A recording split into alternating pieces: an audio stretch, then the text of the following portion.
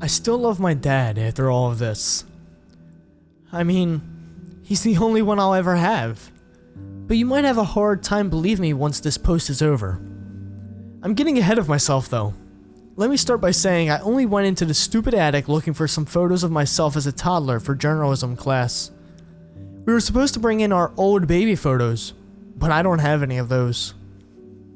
My dad told me when I was about 12 that the year I was born, our first family home caught on fire while my sleeping mother and all of our belongings were inside. I had no grandparents on either side of my family tree, so he says, which meant there were also no copies of the photos to really give out. As I typed this, I realized how odd that sounds.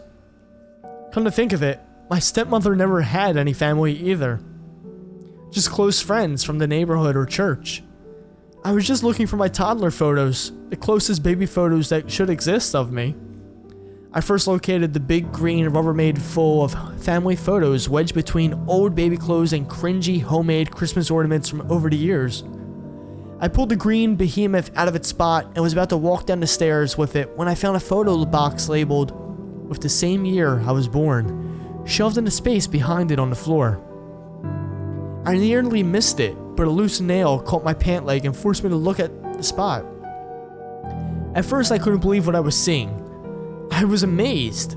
I was astonished we never knew we had this precious box of my long forgotten infant memories, but now all I can think about is how stupid I was not to wonder how the hell we had it if it was supposed to be burned to ash. I grabbed it quickly but slowed down once I realized the fragile state it was in. I opened the lid to a tattered box, eager to hopefully see baby photos of myself for the first time, and maybe even my mother. Most were Polaroids, and they were the ones I first picked up. But as I just quickly dropped the damn things, they were all naked photos of women. I picked up the mess I made by dropping them, about to shove them in a box and forget all about my findings of my dad's homemade pornography collection, when I recognized one of the young, pretty faces in the stack. She was definitely my stepmother many, many moons ago. The way my dad tells it, he met my stepmother when she was 25. But that doesn't really make sense with this photo, as she couldn't have been more than 18 when it was taken. Or at least I hoped. That made my head hurt to think about. But I knew I had to keep looking. There was no way my dad only kept porn in a box that was labeled with the year I was born and my mom died. I turned the Polaroids away from my eyes, cursing my dad for having such filth so easily accessible, and took out the rest of the photos, which looked to be professionally developed, yet still old. That's when I saw them. My baby photos. All wispy-haired and splotchy-faced, being held by a woman I didn't know. We had the same hair color, but nothing more. She looked happy to be holding me, and I seemed content. I had never seen my mother's face before now, yet it was still familiar to me, and I couldn't quite figure out why. I began sorting through the photos, most of them of me and my parents. I was about to just take a few pictures I liked, when I came upon a picture that just sent me spiraling. It was baby me being held by my stepmother, again looking no older than 16.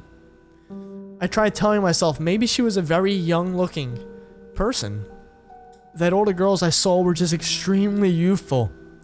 But once I saw the family photo, I stopped pretending there was a reasonable explanation. My mother wore a blue retro dress, my father in his service uniform. I wore some dorky little outfit with suspenders. And there stood my stepmother in braces and a red dress with white polka dots. I was on the verge of vomiting when I noticed news clippings in the bottom of the box. The headline talking about a mother being murdered in a house fire. I slowly pulled it from the box, ready for the last piece of the puzzle to fall in place. My poor mother had been tied to her bed and burned alive in our first family home. Police said it was most definitely arson. And who was their prime suspects? That's right, my father. However, they don't think he acted alone. Neighbors detailed a somewhat inappropriate relationship between my father and their oldest child, my sister, whose picture in the paper cemented my suspicion. Officials were beginning to investigate my father, suspecting him of raping and murdering several teenage girls in the area, which prompted them to kill my mother and flee. The article goes on to include that they had most likely taken me on their run from the police, and eventually we settled into our lives. I'm not sure what to do now. Okay. I know what the right thing to do is, but the bottom line is, I'm not sure I'm ready for our family to fall apart. I could go to police with the photos of the women, but this is my family. No, not women, girls. I don't think a single one of them is old enough to be a woman yet. I thought about burning all of it, although I didn't feel right about that either. But it would be poetic in a way. Ashes to ashes, right? I don't think I can tell my younger siblings at all. They'll just be disgusted. I've considered that maybe I should be honest with them and show them what I found so that they aren't so shocked or alone like me. If I hide it, they never have to suffer. But if they find out anyways, they'll never forgive me for lying to them about their mother being our sister.